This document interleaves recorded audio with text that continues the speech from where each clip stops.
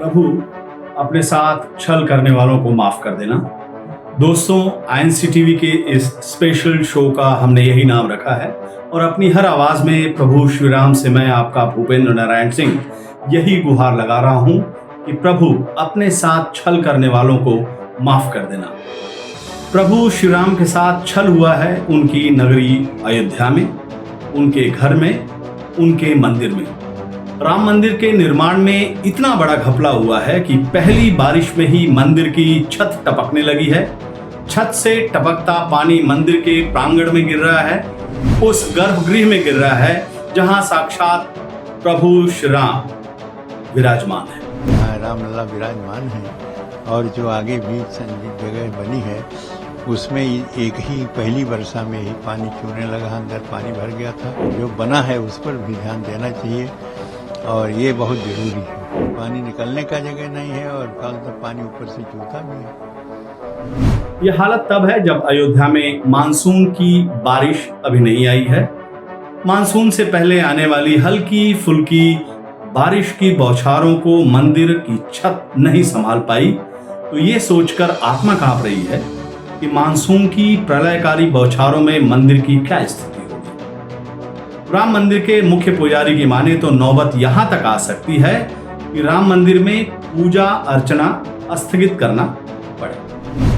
उसमें जो प्रकोष्ठ बनेंगे जिसमें अन्य मूर्तियों की स्थापना होगी उनका भी बनना है, उसके लिए भी कर दिए हैं। आचार्य सत्येंद्र दास जी जल्द से जल्द मंदिर में मरम्मत की मांग कर रहे हैं और दूसरी तरफ अयोध्या में भारतीय जनता पार्टी की हार के बाद मोदी भक्त बाकायदा बायकॉट अयोध्या की मुहिम चला रहे हैं। मोदी भक्तों के जहरीले और नफरती नारों पर नजर डालिए।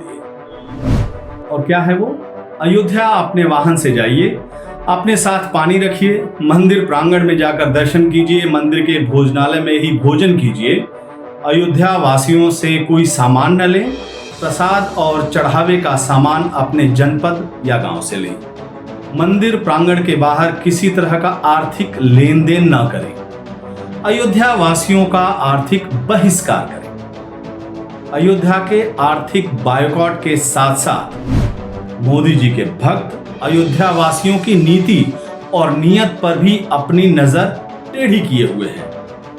वो अपने सोशल मीडिया पर लिख रहे हैं कि इतिहास गवाह है कि अयोध्या वासियों ने हमेशा अपने सच्चे राजा के साथ विश्वासघाती किया है। एक दूसरे पोस्ट में लिखा जा रहा है कि सीता हरण के बाद प्रभु श्री राम जब रावण की नगरी लंका पर चढ़ाई करने जा रहे थे तो अयोध्या की सेना लेकर क्यों नहीं गए? जानते हैं आप, अगर अयोध्या के लोगों को लेकर जाते तो यहाँ के लोग सोने की नगरी देख रावण से ही समझौता कर लेते। जिस प्रभु श्री राम के नाम पर बीजेपी ने अपनी सियासी दुकानदारी चमकाई, जिस अयोध्या आंदोलन के नाम पर वो सत्ता के शीर्ष तक पहुंचे, उसी अयोध्या के खिलाफ अब भारतीय जनता पार्टी वाले आर्थिक बायकॉट की मुहिम चला रहे हैं। केवल बीजेपी को वोट नहीं देने पर उन्हें विश्वासघाती बता रहे हैं, जबकि हकीकत यह है कि अयोध्या को किसी आक्रमणकारी से ज्यादा उन्होंने लूटा खसोटा है और इस बात का सबूत है ये तस्वीरें। अयोध्या स्टेशन के बाउंड्री वॉल की तस्वीर है ये। श्री नरेंद्र मोदी ने पूरे गाजे बाजे के साथ पिछले साल इसका उद्घाटन किया था, लेकिन पहली बारिश के बाद इसकी जो हालत हुई है वो आपकी आंखों के सामने है। बारिश में धंसी और टूटी ये सड़क उसी रामपथ का हिस्सा है जिससे गुजरकर श्रद्धालु भगवान के दर्शन करने जाते हैं।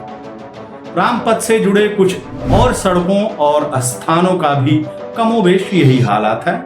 और याद रखिए, यह हालात तब है जब अयोध्या में पहली बारिश हुई है।